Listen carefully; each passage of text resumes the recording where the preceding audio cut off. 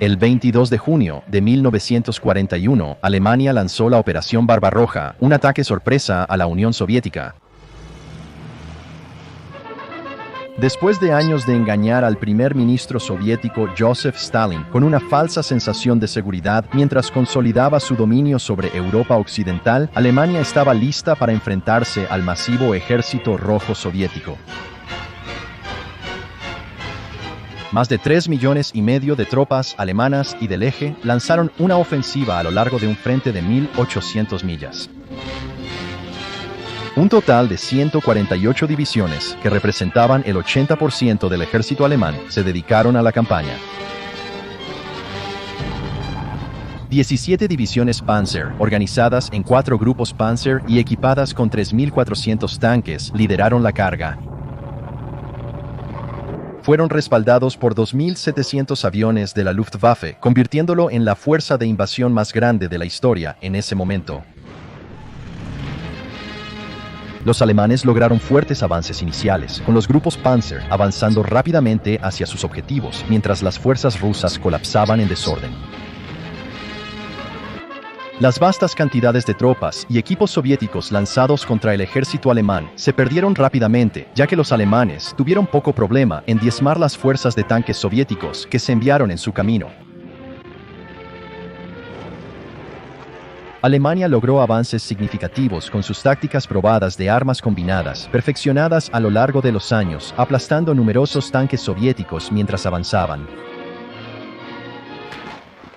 Sin embargo, la marea estaba a punto de cambiar, ya que los soviéticos comenzaron a desatar sus supertanques secretos en grandes cantidades, el T-34 y el KV-1. Cuando los artilleros alemanes se enfrentaron a estos gigantes de acero, se dieron cuenta rápidamente de que sus armas no eran rival para la gruesa y inclinada armadura del T-34. A pesar de disparar más de 30 rondas antitanque, el T-34 regresó a sus líneas casi ileso. El extracto del informe de batalla alemán realmente enfatiza la casi invencibilidad del T-34 a los ojos de los soldados alemanes de la época. Una docena de cañones antitanque le disparan proyectiles, sonando como un redoble de tambores, pero él avanza resueltamente a través de nuestra línea como un monstruo prehistórico inexpugnable. Es notable que el tanque del teniente Stubbs logró impactos en uno de los T-34, una vez a unos 20 metros y 4 veces a 50 metros con munición Panzergranate 40, sin ningún efecto notable. Para entender por qué los alemanes se sorprendieron y se asustaron cuando se encontraron con los últimos tanques soviéticos, es importante primero examinar el estado de las fuerzas blindadas de cada nación en 1941. Cuando comenzaron los combates, la mayoría de los blindados soviéticos consistían en tanques ligeros T-26 y la serie tanque rápido, incluyendo el tanque rápido 5 y tanque rápido 7. Además, los soviéticos tenían números más pequeños de los más formidables tanques T-34 y Klim Voroshilov, uno dentro de sus filas. En este punto, Alemania estaba eliminando gradualmente la producción del Panzersuchau, siendo la última variante el Panzersuchau F. La mayoría de los tanques en servicio todavía eran el modelo Panzer IIC anterior. La producción del Panzer III estaba en aumento, con los modelos F, G y H constituyendo la mayoría de la flota. Entre estos, solo el número relativamente pequeño de tanques Panzer I y H estaban equipados con el cañón Kanonenwagenkanone 38 de 50 mm L42.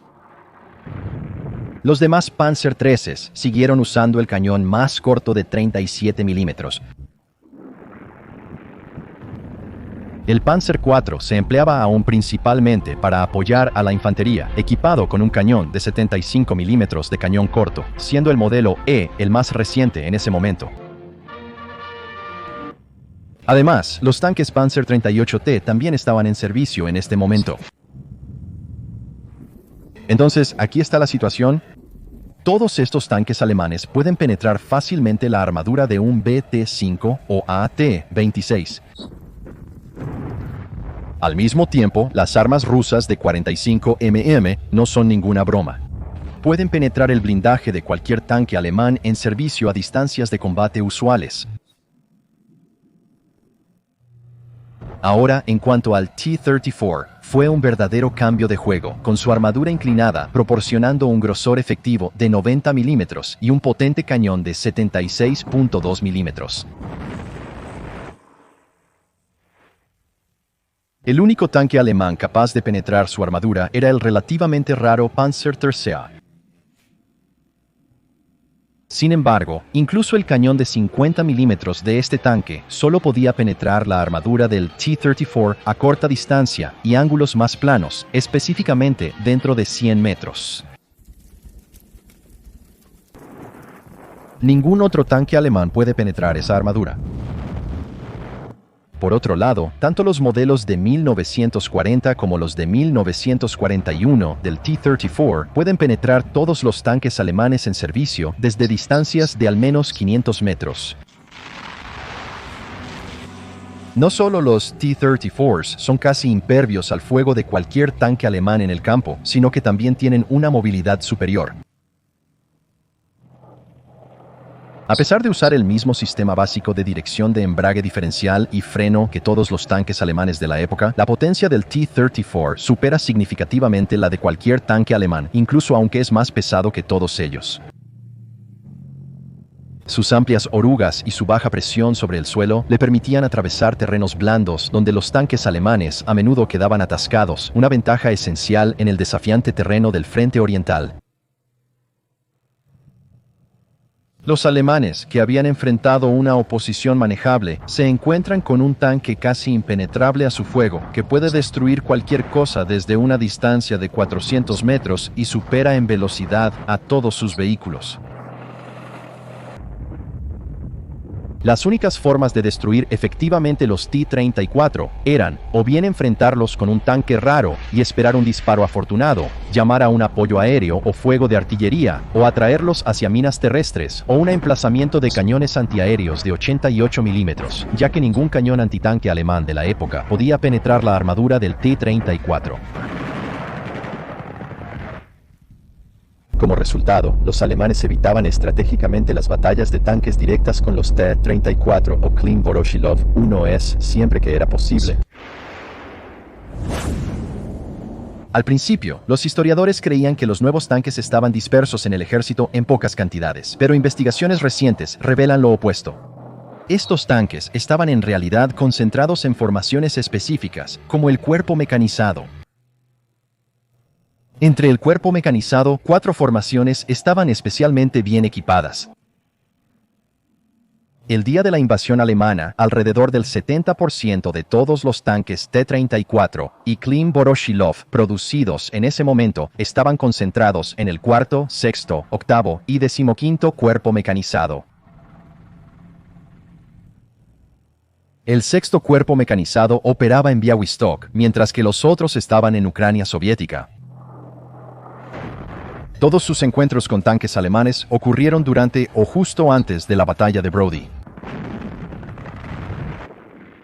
Al inicio de la Operación Barbarroja, las batallas de tanque a tanque eran raras porque los alemanes evitaban enfrentarse directamente con la armadura soviética, optando en su lugar por eludirla cuando era posible. Los esfuerzos para destruir los tanques T-34 y Klein Voroshilov se centraron en inmovilizarlos apuntando a sus pistas, seguido de usar artillería de campo, armas antiaéreas o ataques a corta distancia con granadas de carga conformada para volarlos. Es notable que el 4º y 6º cuerpo mecanizado perdieron casi todos sus tanques T-34 y Klein Voroshilov durante los movimientos en lugar de por ataques alemanes. Ambos cuerpos intentaron contraataques contra la infantería alemana en vez de los Panzers, pero estos esfuerzos tuvieron un impacto mínimo y pasaron mayormente desapercibidos. El 15º cuerpo mecanizado experimentó un destino similar después del 26 de junio. En las fases iniciales de la guerra, los soviéticos tendían a usar sus tanques T-34 en asaltos frontales excesivamente agresivos. Esto favoreció las fortalezas de las armas y tácticas antitanque alemanas, provocando grandes pérdidas de tanques. En las primeras 2 semanas de la invasión, la Unión Soviética perdió la mayoría de sus tanques T-34 Klim-Voroshilov, junto con la mayoría de sus tanques más antiguos. Para sorpresa de los alemanes, los soviéticos desplegaban cada vez más T-34 para compensar sus pérdidas, superando ampliamente las proyecciones originales de Alemania. En 1942, Adolf Hitler hizo el siguiente comentario sobre los T-34 a sus líderes militares reunidos en su cuartel general del Nido del Lobo. Si hubiera sabido que había tantos de ellos, habría tenido dudas sobre invadir.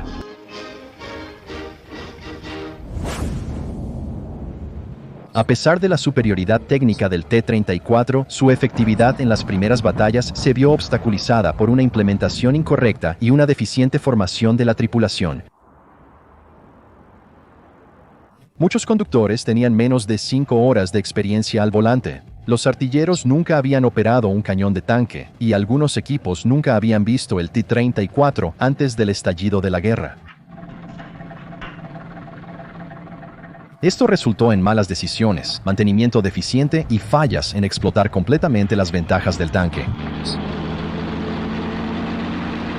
Desde un punto de vista táctico, el T-34 era inferior a los tanques alemanes durante Barbarroja porque combinaba los roles de comandante y artillero en un solo miembro de la tripulación.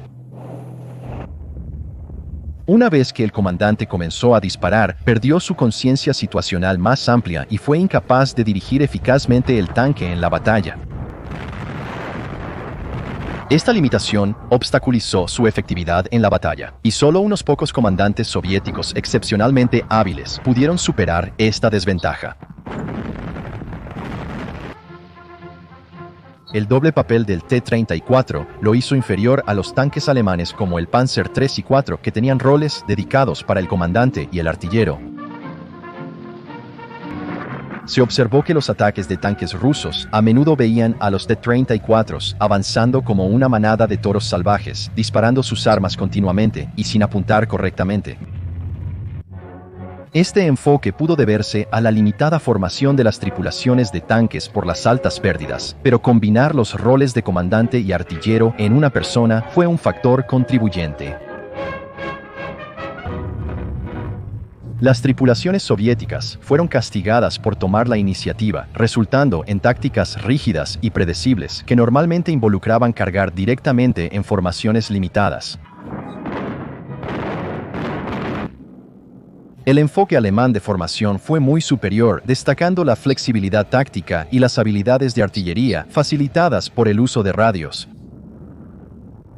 Se animaba a los alemanes a aprender de sus fallos y probar distintas tácticas.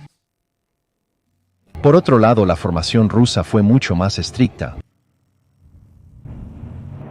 Los soviéticos a menudo empleaban sus tanques en ataques descoordinados y fragmentados, sin el adecuado apoyo de infantería y antitanque.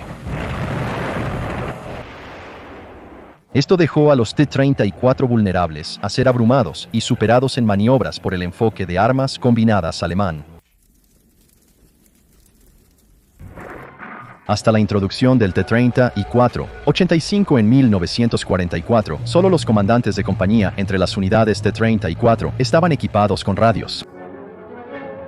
Por la escasez, los demás tanques de la compañía usaban banderas de señales para comunicarse en batalla.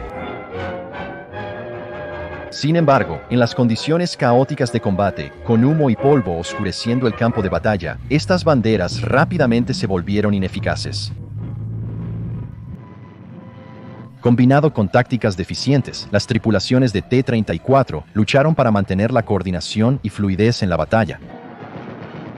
Como resultado, los comandantes soviéticos a menudo recurrieron a la costosa estrategia de aprovechar su ventaja numérica para abrumar al enemigo. Además, las divisiones blindadas soviéticas estaban drásticamente desabastecidas, poseyendo solo una fracción de las radios necesarias, repuestos, municiones y suministros generales. Estas deficiencias logísticas se vieron aún más agravadas por la falta de información precisa sobre las posiciones alemanas en ausencia de un apoyo de artillería significativo. Para finales de diciembre de 1941, habían perdido 2.300 T-34 y más de 900 tanques Klin-Voroshilov, lo que representaba el 15% del total de 20.500 tanques perdidos ese año. En comparación, los alemanes desplegaron aproximadamente 3.000 tanques durante toda la Operación Barbarroja. Para finales de 1941, los soviéticos habían perdido más tanques T-34 y Klin-Voroshilov que el total de tanques alemanes. Como señala el historiador de tecnología militar Steven Saloga, la enorme deficiencia en entrenamiento y tácticas demostrada por las unidades de tanques del Ejército Rojo hizo que el T-34 fuera una espada muy desafilada durante la Operación Barbarroja.